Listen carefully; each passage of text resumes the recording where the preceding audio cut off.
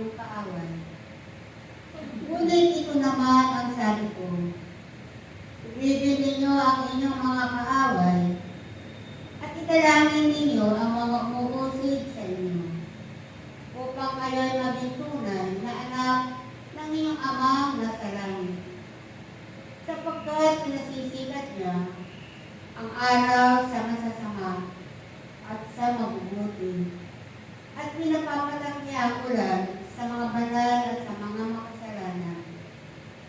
Kung ang mga umiibig sa inyo, siya lamang ninyong ibigin, ano bang gantimpala ang inyong hinihitayin? Hindi ba't ginagawa rin ito ng mga publikano?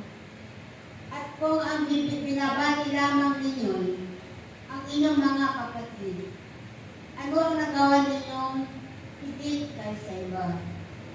Ginagawa rin iyon ng mga hintil.